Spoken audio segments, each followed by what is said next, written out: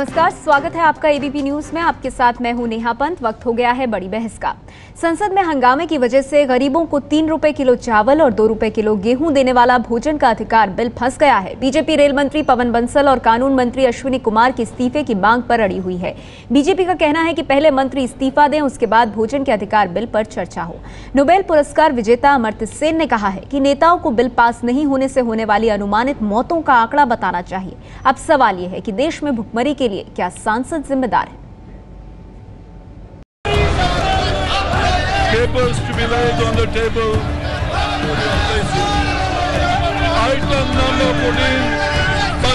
UPA का ये मानना है कि भूख मिटाओ और विपक्ष में कुछ ऐसे लोग हैं जिनका शायद ये मानना है कि भूख मिटाने की जगह भूखों को मिटाना चाहिए। 4.5 साल गरीब की याद नहीं आई। अब जब भ्रष्टाचार का मामला सामने आया तो उससे ध्यान बांटने के लिए ये सरकार इस तरह के बिल लाती है। संसद का बजट सत्र शुक्रवार को खत्म हो रहा है, लेकिन सदन में हंगामा खत्म होने का नाम नहीं ले रहा। सरकार गरीबों को सस्ता अनाज मुहैया कराने वाला फूड सिक्योरिटी बिल संसद में पेश कर चुकी है, लेकिन बीजेपी कानून मंत्री और रेल मंत्री के इस्तीफे की मांग को लेकर अड़ी हुई है और इस तरह गरीबों को 3 रुपए किलो चावल और 2 रुपए किलो गेहूं देने वाला भोजन का अधिकार बिल फंस गया है। जो बात भारतीय जनता पार्टी बाहर कर रहे हैं वो सभी बातें सदन में हो सकती हैं। कल कर्नाटक का फैसला आएगा, कर्नाटक की जनता फैसला करेगी कि कौन भ्रष्ट है। भारतीय जनता पार्टी की पहली नैतिक जिम्मेवारी है कि इस भ्रष्टाचार के भूख जो कांग्रेस पार्टी में है उसको हम समाप्त करें और उसके बाद सदन के भीतर और भी अच्छे विषयों पर हम चर्चा कर सकते हैं। गरीबों को सस्ता अनाज दिलाने के लिए बिल लाने का सही वक्त भले कांग्रेस ने अभी चुना हो, लेकिन इसके खिलाफ समूचा विपक्ष तो एकजुट हुआ ही है। सरकार का साथ देने वाली समाजवादी पार्टी भी खिलाफ खड़ी हो गई है। बीजेपी नहीं, सभी दल कह रहे विपक्ष के, समाजवादी पार्टी भी कह रही, वामपक्षी दल भी कह रहे, सभी कह रहे हैं कि जब व्यवस्थित हो और मतलब हाउस तभी पास करिए। हाथ के खिलाफ भले समूचे विपक्ष ने हाथ मिला लिया हो, लेकिन सरकार को समाज के एक तबके का साथ मिल रहा है। नोबेल पुरस्कार विजेता अमर्त्य सेन ने बार बार संसद स्थगित होने से नाराज होकर कहा है कि संसद की कार्रवाई में बार बार खलल डालने वाले नेताओं का डटकर सामना किया जाना चाहिए। इन नेताओं को सबके लिए भोजन का बिल पास न होने से होने वाली अनुमानित मौतों का आंकड़ा बताया जाना चाहिए। प्रोफेसर सेन के मुताबिक लोगों का ध्यान खींचने के लिए मौतों का आंकड़ा बताना जरूरी है। देश की 67% जनसंख्या इसके दायरे में आएगी। शहरी आबादी का 50 और ग्रामीण आबादी की 75% आबादी को इसका फायदा होगा। जरूरतमंद लोगों को चावल 3 रुपए, गेहूं 2 और मोटा अनाज 1 रुपए किलो की दर से मिलेगा।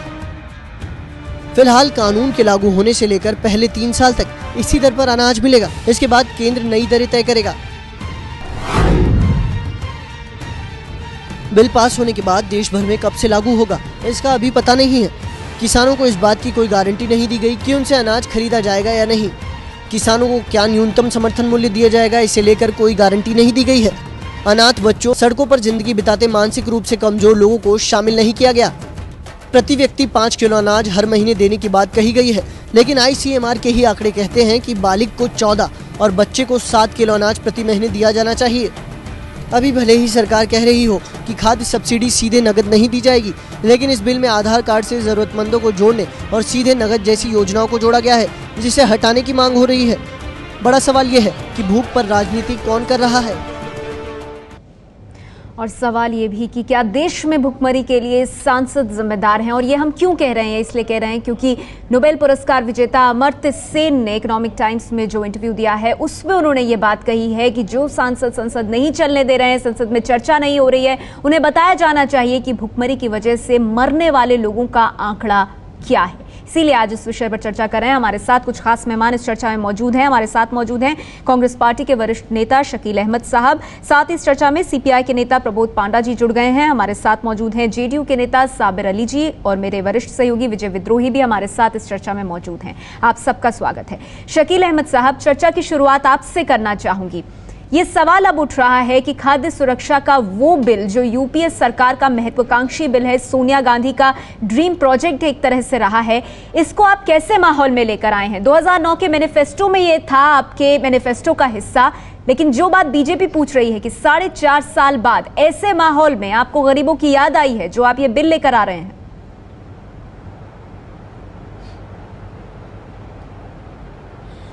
देखिए, बीजेपी सच्चाई देश को नहीं बता रही है या देश से सच्चाई छुपाना चाहती है। ये बात सही है कि ये food security bill Sonia Gandhi ji की बहुत महत्वाकांक्षी योजनाओं में एक है जो वो देश के लिए लागू करना चाहती हैं। इसीलिए 2009 के हमारे मैनिफेस्टो में था। 2011 में ये बिल पार्लियामेंट में इंट्रोड्यूस हो गया था। पार्लियामेंट ने अपने विवेक में इसको स्टैंडिंग कमेटी में भेजा था और स्टैंडिंग कमेटी ने 2012 के अंत में वो रिकमेंडेशन अपने करके भेजा है। हम इसको बजट सत्र जो 2013 का शुरू हुआ उसके पहले हिस्से में लाना चाहते थे, लेकिन आपको याद होगा कि इसी तरह पार्लियामेंट डिसरप्ट करके भारतीय जनता पार्टी ने उसको उस समय नहीं आने दिया। तब हम दूसरे सत्र में लाना चाहते थे। ये बात सोचनी पड़ेगी कि भाजपा ऐसा करती क्यों है। भाजपा ये इसलिए करती है कि 2-3 मामले हैं। एक JPC 2G का मामला है, उसमें अगर चर्चा होगी पार्लियामेंट में तो अटल बिहारी वाजपेयी जी के समय में जो 48,000 करोड़ रुपया चुनाव के समय में उन्होंने एक ऑर्डर से देश को घाटा पहुंचाया, उस पर भी चर्चा होगी। कोयला आवंटन का मामला आता है। कोयला आवंटन के बारे में स्टैंडिंग कमेटी ने कह दिया कि 1993 से 2009 तक में गड़बड़ियां हुई है। तो हमारे समय में तो एडवर्टीजमेंट भी हुआ था 1998 से 2004 तक, जब बीजेपी का शासन था तो बिना एडवर्टीजमेंट के कोयला खदानों का आवंटन हुआ था। चलिए अभी हम बिल पर हैं शकील साहब। बीजेपी क्या चाहती है आप बता रहे हैं कि क्या कारण है जिसकी वजह से इसलिए हंगामा करेंगे। और देखिए, बीच में डिसरप्ट नहीं कीजिए, बीच में डिसरप्ट नहीं कीजिए। जो भी सज्जन है बीच में डिसरप्ट नहीं कीजिए, मेरी बात सुन लीजिए, उसके बाद अपनी बात कहिएगा। तो एक तो बीजेपी चाहती है कि वो भ्रष्टाचार पे चर्चा नहीं हो, इसलिए हाउस डिस्टर्ब करती है। दूसरी तरफ बीजेपी चाहती है कि जो अच्छा काम सरकार इस देश की जनता के लिए कर रही है, जिससे देश की 67% आबादी को फायदा होगा, 75% देहात के लोगों को फायदा होगा, 50% शहरी गरीब को होगा। 3 रुपए किलो चावल की बात है, 2 रुपए किलो गेहूं की बात है, अनाज बाजरा जो इसकी बात है 1 रुपए किलो।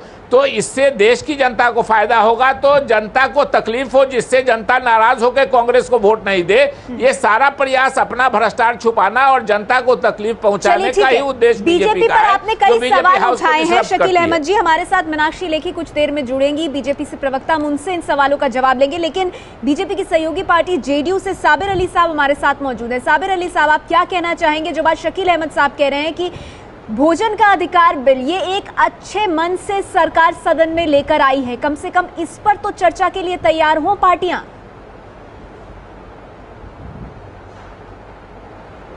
देखिए, 2 बातें हैं मीनाक्षी। सबसे मैं आपको बताऊं कि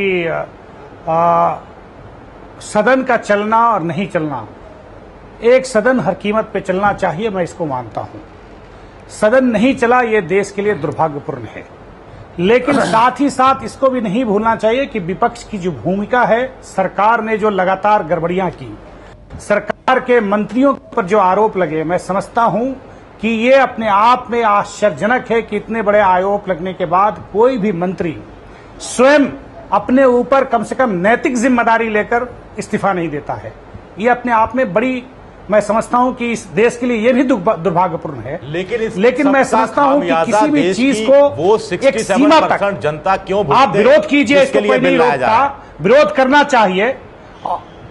नहीं, आप मैं कह रहा हूं, वही आ रहा हूं, मैं ये कह रहा हूं कि सदन में आप विरोध कीजिए, हम भी करना चाहते हैं, करते हैं, लेकिन वो सीमा है और उस सीमा को लांघना इस देश के लिए और सदन के लिए ठीक नहीं है। सदन इसलिए बनाई दी है कि देश की आवाम के लिए, जो इस देश का मालिक है, उसके लिए कामकाज वहां चले। तो साबिर अली साहब, क्या आप ये कह रहे हैं कि जिस तरह से बीजेपी सदन को बाधित कर रही है, वरिष्ठ जी, और बीजेपी ने जिस तरह से कहा है कि जब तक इस्तीफे नहीं होंगे हम कोई बिल पास नहीं होने देंगे, तो बीजेपी के इस स्टैंड से आप इत्तेफाक नहीं रखते हैं, आपकी पार्टी उससे सहमत नहीं है? देखिए, मैं आपको बताऊं, मेरा बीजेपी का स्टैंड, उनकी बड़ी पार्टी है, ये उनका अपना स्टैंड है। मैं ये समझता हूं कि सदन बाधित अगर होती है तो एक सीमा तक होना चाहिए, लेकिन सदन चलना चाहिए।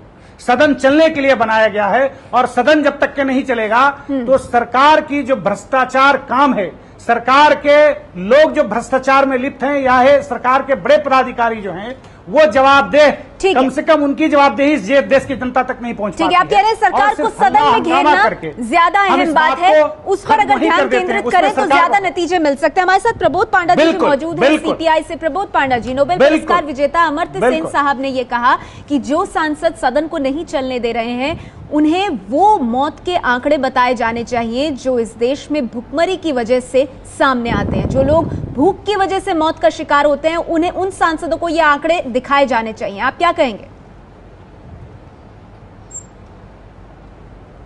अमर्त्य सेन जी जो बोले हैं ये तो सही बोले हैं, मगर कौन जिम्मेदारी है?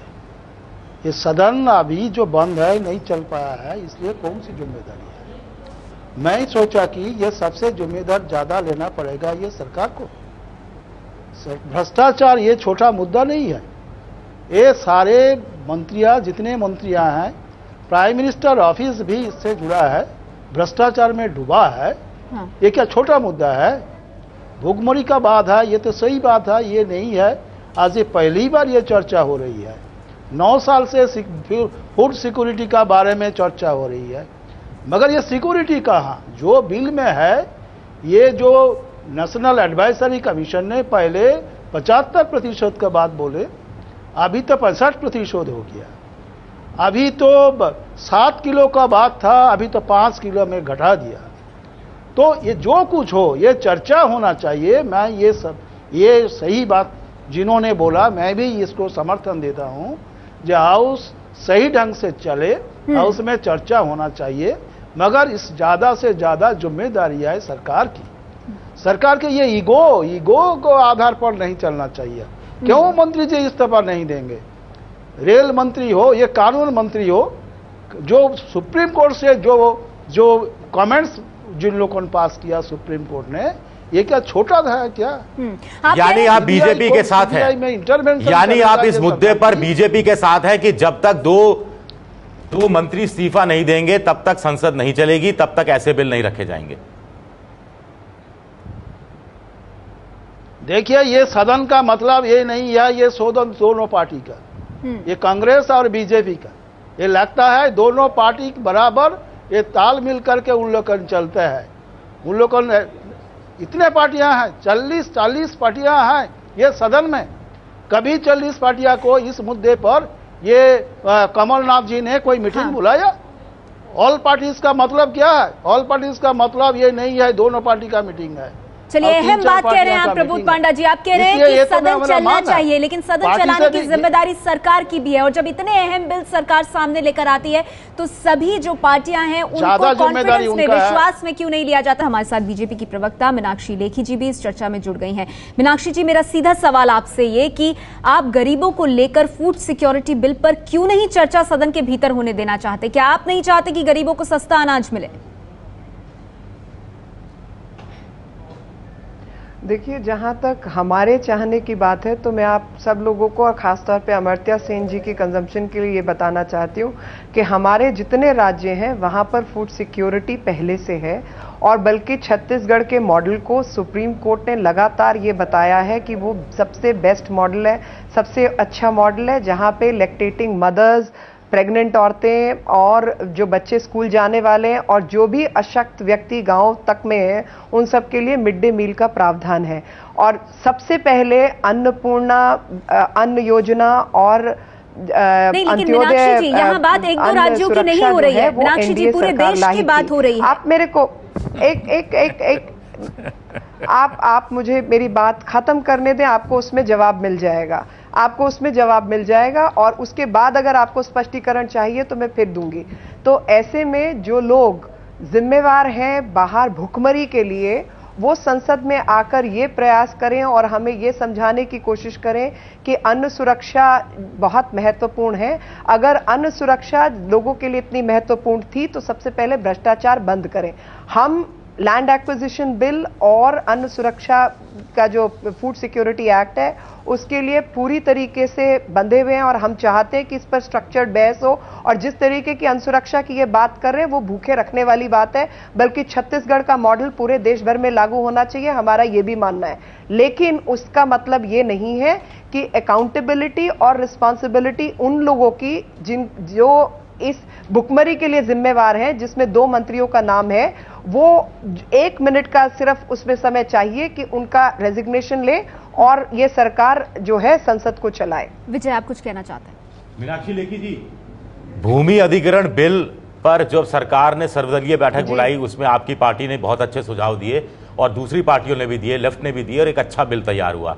ये वाला जो फूड सिक्योरिटी बिल है इसमें बहुत सी खामियां हैं और सरकार चाह रही है कि आनन फानन में शोर शराबे के बिल के बीच के बिल पास हो जाए। तो ऐसे में अगर सरकार ये बिल पास कराने के लिए में कामयाब हो गई तो बहुत से गरीबों को उस हक से वंचित होना पड़ेगा जैसा हक आप मान रही हैं कि छत्तीसगढ़ में दिया है। तो ऐसे में आपको नहीं लगता कि एक बार 2 मंत्रियों के इस्तीफे वाली बात आप करते रहे, लेकिन इस बिल पर कम से कम सदन में बैठकर विचार करें ताकि एक बहुत अच्छा बिल सामने आ सके? देखिए, हम पूरी तरीके से इस बिल पर बहस करना चाहते हैं और छत्तीसगढ़ वाले मॉडल को एडॉप्ट करवाना चाहते हैं, लेकिन अगर ये सरकार उस मामले में सीरियस है तो पहले जो लोग जिम्मेवार हैं देश भर में इस भुखमरी के, जो कि भ्रष्ट हैं, उनको बाहर करके अपनी मंशा स्पष्ट करे और उसके बाद फूड सिक्योरिटी की बात करें। फूड सिक्योरिटी एक्ट इस सरकार का सिक्योरिटी एक्ट ना बने, इस मंशा को हम देश के सामने रखना चाहते हैं। जहां तक हमारी प्रतिबद्धता है इस बिल के विषय में, हमारे जितने राज्य हैं उससे प्रतिबद्ध हैं और हम बाकी राज्यों में भी इसको लागू करवाना चाहते हैं, लेकिन ये सरकार की मंशा कुछ और है, इसीलिए भ्रष्ट लोगों को सरकार में शामिल करती है और बाहर कुछ और प्रवचन और संसद के एक बड़ा सवाल आप उठा रही हैं मीनाक्षी जी, आप ये कह रही हैं कि आनन फानन में इस तरह से ऐसे माहौल में सरकार फूड सिक्योरिटी बिल को क्यों लेकर आ रही है? यही बात प्रबोध पांडा साहब ने भी उठाई, तो इसका जवाब हम लेंगे शकील अहमद साहब से। इस चर्चा में एक दर्शक भी हमारे साथ जुड़ गए हैं, रविशंकर यादव, जो कि फैजाबाद से हैं और फोन लाइन पर हमारे साथ मौजूद हैं। आपका सवाल है शकील अहमद साहब से। रविशंकर जी, सवाल पूछिए अपना।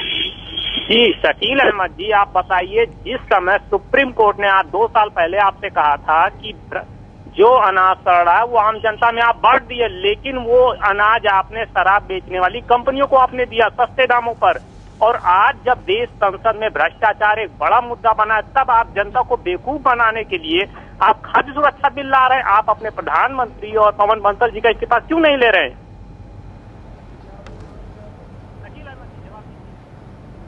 जी शकील अहमद जी, देखिए, आप भी वही बातें कर रहे हैं जो राजनीतिक दल कर रहे हैं, उस पर बहस करने को सरकार तैयार है और ये राजनीतिक दल बहस से भाग रहे हैं भाजपा के लोग, इसलिए कि जब 2G का मामला आवेगा तो ये भी चर्चा होगी कि 48,000 करोड़ रुपया जो देश को घाटा हुआ अटल बिहारी वाजपेयी की शासन में इलेक्शन के मॉडल कोड ऑफ कंडक्ट लगे हुए समय में जो उन्होंने फैसला लिया, जब कोयला आवंटन का मामला आएगा तो ये भी आएगा कि 1998 से 2004 तक जो भाजपा का शासन था उसमें बिना एडवर्टीजमेंट के ही कोयला खदान आवंटित कर दिया गया। इसको रोकने के लिए, और मीनाक्षी लेखी जी ने एक बात कह दिया कि फूड सिक्योरिटी बिल सरकार का सिक्योरिटी का ढांचा नहीं होना चाहिए, यानी सरकार को अच्छा काम नहीं करना चाहिए जिससे लोगों का विश्वास उसमें मिले और फिर वोट मिले सरकार को।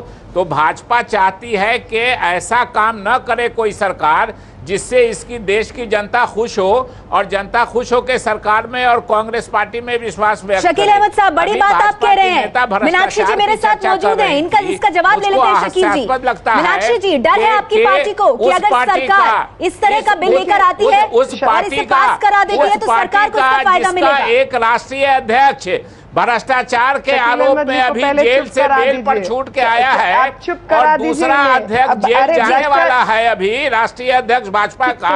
अब उस पार्टी के नेता अगर भ्रष्टाचार की चर्चा करती है तो हास्यास्पद होने के सिवा और हंसने के अलावा क्या कर सकते हैं? भ्रष्टाचार की चर्चा शकील अहमद साहब बिल्कुल नहीं कर सकते, जहां पर इनकी यूपीए की चेयरपर्सन के पति 67 करोड़ के घोटाले में बॉटर्स में पकड़े गए और वो आज तक पैसा देश को वापस नहीं मिला। जिसका राष्ट्रीय अध्यक्ष गया हो जेल में, वीवीआईपी अभी जेल से छूट के आया है बेल पर, और दूसरा अध्यक्ष आपका जाने वाला है जेल। भूखे लोगों की राजनीति कर रहे हैं हम इस समय।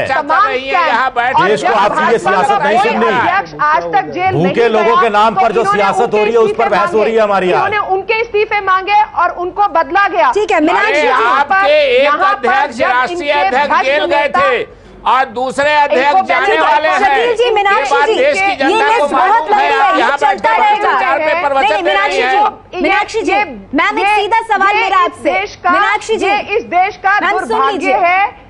मैम ये भ्रष्टाचार पे प्रवचन दे रही हैं और इनके एक अध्यक्ष बोलिए आपसे एक सीधा सवाल मैं आपसे पूछता हूं। बताइए ये बताइए आपको ये गलत है या सही है, और दूसरे अध्यक्ष आपके जेल जाने वाले हैं, ये बात सही है या गलत है बताइए।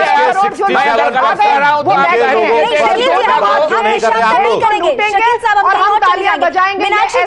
ये बात भ्रष्टाचार पर नहीं हो रही है। मीनाक्षी जी, एक सवाल जो शकील अहमद साहब ने पूछा, मीनाक्षी जी सुन लीजिए, यहाँ राज्यों में ना बांटे देश को, हम पूरे देश की बात कर रहे हैं। मीनाक्षी जी, मैम मेरा सवाल आपसे सीधा ये जो शकील साहब ने भी उठाया कि 67% आबादी को भोजन का अधिकार देने के लिए सरकार इस बिल को लाई है। मीनाक्षी जी मेरा सवाल सुन लीजिए मैम, उसके बाद आप बिल्कुल जवाब दीजिएगा।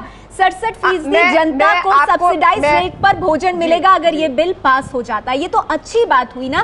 तो अगर सरकार इसको लेकर आ रही है, आप इस पर चर्चा नहीं चाहते हैं, आप सरकार को उसकी खामियां भी नहीं बता रहे हैं, क्या आपको इस बात का डर है कि अगर ये बिल पास हो गया तो फिर वोटों के रूप में इसका फायदा यूपीए सरकार को मिलेगा? क्या इस बात का डर है बीजेपी? जैसे मनरेगा का 2009 में मिल गया था। जी जी जी जी जी देखिए, आप मेरी बात, अब जो आपके व्यूअर जी ने कहा उस बात को आप समझने की कोशिश करें। ये वो सरकार है जो इस देश में भूखमरी के लिए जिम्मेवार है और जिसके कारण, जिन भ्रष्ट आचारों के कारण इस देश में भूखमरी है, जहां पर लोगों को अधिकार मिलना चाहिए था काम का और उसके तहत वो खुद भोजन का अधिकार प्राप्त करते, या जिस तरीके से भोजन सुरक्षा भाजपा शासित प्रदेशों ने दी वो ये नहीं दे रहे। हमने 1 रुपए किलो गेहूं, 1 रुपए किलो चावल दे रहे हैं और बाकी लोगों को फ्री अनाज और फ्री खाना दे रहे हैं। ये वो अधिकार नहीं दे रहा। ये कहीं ना कहीं डाइवर्जनरी टैक्टिक है, ध्यान हटाने वाली टैक्टिक है जो ये सरकार इस समय ला रही है। सुप्रीम कोर्ट ने लगातार कहा कि छत्तीसगढ़ का जो मॉडल है, जितने फूड एक्टिविस्ट हैं उन्होंने कहा यही मॉडल सही मॉडल है, वो मॉडल इन्होंने अडॉप्ट नहीं किया। तो मीनाक्षी जी आप चर्चा कीजिए ना इसको लेकर सदन के भीतर, जो शराब बनाने वाली कंपनी है चर्चा। आप तो सरकार को एक तरह से खुली छूट दे रहे हैं। आप सुमेरा जी चर्चा इन लोगों से तब होगी जब ये नेता विपक्ष का माइक ऑफ कर देंगे, जब उसको 5 मिनट बोलने का समय तय हुआ, उसमें 2 मिनट के अंदर 60 बार ये सरकार में की बैठी हुई स्पीकर उनको टोकती हैं। आप ऐसे में चर्चा चाहते हैं? आप ऐसे में चर्चा चाहते हैं कि ये दोनों हाथ से देश को आपकी वरीयता सूची में सबसे ऊपर क्या है और उसके बाद ये लेके निकल जाए? मीनाक्षी जी, आपकी वरीयता सूची में सबसे ऊपर 2 मंत्रियों का इस्तीफा है या 67% भूखे लोगों के भोजन का जुगाड़ है? हमारी वरीयता सूची के अंदर दोनों चीजें बराबर हैं। भ्रष्ट लोग हटे, देश को सुशासन मिले और साथ ही जो चाहे खाद्य सुरक्षा। तो मीनाक्षी जी बड़ा सवाल है कि बीच का रास्ता क्या हो? प्रबोध पांडा जी आप बहुत देर से इस चर्चा को सुन रहे हैं, सर आपसे जानना चाहूंगी बीच का रास्ता क्या? शकील जी मैं आऊंगी आप हमको नहीं बोलने दीजिएगा तो क्यों बुलाया? शकील साहब सबसे ज्यादा आप बोले। मैं बिल्कुल आपके पास आऊंगी क्योंकि बाकी मेहमान भी हैं सर, आप ही के साथ और सम्मानित सांसद हैं, उनका भी रुख जानना बहुत जरूरी है क्योंकि संसद में तो इस पर चर्चा हो नहीं रही है। प्रबोध पांडा जी आप क्या कहेंगे, बीच का रास्ता क्या हो? इस बात से इनकार नहीं कि सरकार पर सवाल उठ रहे हैं, लेकिन दूसरी ओर जनता से जुड़े सवाल भी अहम है। जी न देखिए, सीधा दो बात है, सीधा मैं बोल रहा हूं। एक बात है वो जो खाद्य सुरक्षा का बात हो और जो लैंड एक्विजिशन का बात हो, इसका बारे में तो जरूर चर्चा होना चाहिए, सही ढंग से चर्चा होना चाहिए। मगर इसका मतलब यही नहीं है भ्रष्टाचार भी चले और चर्चा भी चले। भ्रष्टाचार नहीं रोक पाएगा, मगर कानून का बारे में चर्चा चलेगा। ये क्या तरीका है? आओ, जो शकील अहमद साहब ने जो 2G स्पेक्ट्रम का जो बात उठाया, आप देखिए जो 2G स्पेक्ट्रम का जो मसला आया, जो इशू आ गया था, उस टाइम राजा को गिरफ्तार किया, राजा को जेल में भेज दिया। जो राजा को जिस कारण में आप जेल में भेजे, तो आज ये इस्तीफा नहीं देते हैं क्यों? ये जो है पवन बंसल जी और कानून मंत्री जी, क्या लगता है राजपा ये जो है राजा जी है, ये है कांग्रेस का बाहर का और दूसरा पार्टी है, इसलिए किया? और ये जो पवन बंसल भी खुद कांग्रेस का है और अश्विनी कुमार से कांग्रेस का है, इसलिए इस्तीफा नहीं दे। ये क्या तरीका है? ये नहीं है कि भ्रष्टाचार भी चले और चर्चा भी चले। 11 इसलिए मैंने बोला सबसे ज्यादा जिम्मेदारी है सरकार की। शकील अहमद साहब, सरकार को इसका हल करना पड़ेगा। जितने पार्टियां हैं सब पार्टियां का मीटिंग बुलाना पड़ेगा। मैं आपके पास आना चाहती थी, लेकिन सीधा सवाल, क्योंकि प्रबोध पांडा जी का शकील साहब से, इसीलिए वो सवाल उठाना जरूरी है। प्रबोध पांडा जी ने जो कहा शकील अहमद साहब कि भ्रष्टाचार भी चलता रहेगा और बिलों पर चर्चा भी कराएंगे हम। 2 साल के अंदर 152। देखिए, प्रबोध पांडा जी से पूछ लीजिए कि लेफ्ट की सरकार थी कर्नाटका में, केरल में, और केरल में पिनियारी जो इनके सचिव थे, उन्हीं पर भ्रष्टाचार का आरोप था। क्या उनको जेल भेज दिया? ये सरकार चलाते रहे केरल में। टेलीविजन स्टूडियो में बैठ के दूसरे पर आरोप लगाना पांडा जी बड़ा आसान है। आपके सीपीएम जिनकी नेतृत्व में आपकी सरकार थी, उनके सेक्रेटरी पर वो जो पिनारी गया, क्या नाम है उनका, जिन पर आरोप लगा हुआ था, आपकी एक एक्स एमपी के घर में छापा पड़ा, उनके दामाद गिरफ्तार हुए, तो वहां भ्रष्टाचार चलता रहा। आपकी सरकार ने जवाब नहीं दिया, उन पर एफआईआर भी नहीं किया आप लोगों ने। इसलिए टीवी चैनल में बैठ के, और एक बात मैं पहले कहना चाहता था, मीनाक्षी जी ने स्पीकर महोदया के बारे में कुछ गलत बातें कही हैं जो रिकॉर्ड में नहीं आना चाहिए। ये गलत बात है, उन पर आरोप लांछन नहीं लगना चाहिए। लेकिन ये बातें जो टेलीविजन चैनल में हो रही है कि ये कमी है, ये बातें हैं, ये पार्लियामेंट में भी बहस हो सकती थी कि ये छत्तीसगढ़ में अच्छा है, पार्लियामेंट में और अच्छा बिल लाइए। लेकिन एक उद्देश्य से अपना भ्रष्टाचार छुपाने के लिए और यूपीए को अच्छा काम नहीं करने देने के लिए मीनाक्षी लेखी जी और उनके पार्टी के लोग बिल्कुल प्लान में काम कर रहे हैं, डिस्टर्ब कर रहे हैं पार्लियामेंट को कि सरकार कोई अच्छा काम नहीं करे। और शकील अहमद साहब, आप बार-बार कह रहे हैं सर कि सरकार अच्छा काम करना चाहती है, लेकिन बीजेपी क्यों रोक रही है? लेकिन एक सवाल ये भी उठा कि अगर सरकार की नीयत अच्छी है तो सरकार एक सर्वदलीय बैठक बुला सकती थी, विश्वास कायम कर सकती थी, और पार्टियों में वो क्यों नहीं किया सरकार ने? ठीक है, उसका भी जवाब देंगे शकील साहब। और साबिर अली साहब भी बहुत वक्त से मौजूद है। साबिर अली साहब, आपके पास आना चाहूंगी। जिन आम लोगों की, जिन गरीबों की लड़ाई लड़ने की बात आप करते हैं, आपसे जानना चाहूंगी, आपको क्या लगता है उनका सरोकार किस बात से है? 2 मंत्रियों के इस्तीफे से या फिर सस्ते भोजन से? देखिए, विपक्ष का भूमिका बहुत होता है। सरकार की जैसी भूमिका है देश को चलाना, विपक्ष की भी भूमिका है कि सरकार पे नियंत्रण रखने की और आवाम की बात सरकार तक पहुंचाने की। मैं समझता हूं कि जो मंत्रियों के ऊपर आरोप लगे हैं उनको नैतिक जिम्मेदारी लेकर इस्तीफा देना चाहिए, और ये देश के लिए दुर्भाग्यपूर्ण है कि कांग्रेस के नेताओं में ये क्षमता नहीं है कि नैतिक जिम्मेदारी ले लें। दूसरी बात यह है कि मैंने पहले भी कहा, उस बात को फिर मैं दोहराना चाहता हूं कि जब सरकार नैतिक जिम्मेदारी लेने के पक्षधर नहीं हो और वह अपने शर्म और हया को बालाए ताक रख दे, तो विपक्ष की यह जिम्मेदारी है कि कम से कम सदन चले, और जो इस देश की जनता है और उसकी बात है, सरकार के उच्च पदाधिकारी हैं, उनके अंदर जिम्मेदारी आती है बातों का, सवालों का जवाब देना, चर्चा का जवाब देना, उनकी बातों को रखना, और सरकार की कामकाज चले तो इस देश की कामकाज चलेगी। ये दोनों जिम्मेदारियां विपक्ष पे आती है। लेकिन साबिर अली साहब, यही तो बड़ा सवाल है ना, ये हो नहीं रहा है कि भाई वो सरकार मांग जायज है, मांगना है, हम मांगते, वही मैं कह रहा हूं। सुन लीजिए नेहा जी, मैं जब कोई बात करता है तो मैं बिल्कुल, चूंकि ये देश का बहुत बड़ा चैनल है, जब चर्चा होती है तो एक आदमी बोले तो देश की जनता सुनती है, और आप चर्चा भी इसलिए कराती हैं कि लोगों की बात आवाम तक पहुंचे। तो एक ही आदमी बोले मैं कभी बीच में टोका टिप्पणी नहीं करता। इसलिए मेरी गुजारिश है कि मेरी बात को आप आधा ही मिनट दें, मैं वो आधे मिनट में अपनी बात को रख दूंगा। मुझे 4 मिनट नहीं चाहिए और मैं ये नहीं चाहूं कि मैं ही अकेले बोलते रहूं। मैं सिर्फ इतना ही कहना चाहता हूं कि जो भूमिका है और सदन इसलिए बनी है, सरकार इसलिए ये अवाम चुन के भेजती है सदन में लोगों को कि उनकी बात, अवाम की हक की बात और जो भ्रष्टाचार हो उस पर चर्चा हो। मैं समझता हूं बेहतर होता, लेकिन बीजेपी बड़ी पार्टी है विपक्ष की, उनकी अपनी जिम्मेदारी है, उनकी अपनी बहुत सी मजबूरियां हैं, बहुत सी बात है और मांग करना बीजेपी की बिल्कुल जायज है। विपक्ष मांग कर रही है, हम लोग साथ हैं, साथ। लेकिन मेरा यह मानना है कि सदन हर कीमत पे चलना चाहिए और इसमें ज्यादा जिम्मेदारी सरकार की आती है। जी, लेकिन साबिर अली साहब, हर पार्टी की अपनी राजनीति भी है। विजय, कौन क्या राजनीति कर रहा है? बहुत संक्षेप में तो मैं ये कहूंगा, दुष्यंत कुमार का एक शेर है कि रोटी नहीं है तो सब्र कर, भूख लगी है तो क्या हुआ, आजकल दिल्ली में है जेरे बहस मत दुआ।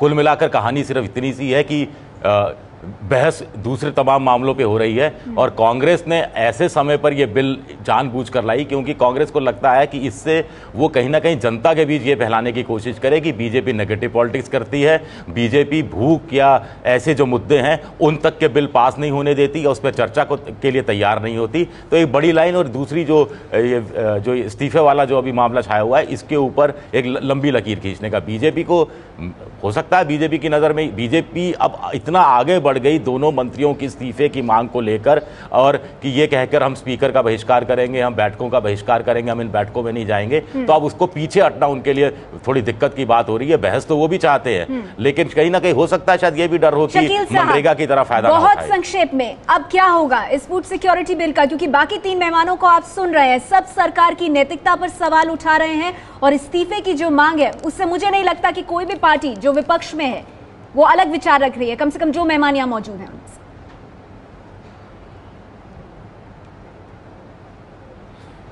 नहीं, बिल्कुल साबिर अली साहब ने दूसरी बात की और यही जिम्मेदारी है विपक्ष की कि अगर सरकार की कुछ कमजोरी है तो आप उसको उजागर कीजिए, इसमें कहीं कोई दो राय नहीं है। लेकिन ये कहिए कि हम ही जैसे चाहते हैं वैसे सरकार चलेगी, तो विपक्ष को इसका मैंडेट नहीं दिया है। देश की जनता ने विपक्ष को हराया है, विपक्ष को नकारा है और जो सत्ता पक्ष है उसको मैंडेट दिया है। सरकार अगर कोई गलत काम करती है आप उसको उजागर कीजिए, लेकिन उसको लोक कल्याणकारी काम नहीं करने दीजिएगा। पार्लियामेंट में बहस नहीं कीजिएगा इस डर से कि हमारा भ्रष्टाचार भी उजागर हो जाएगा।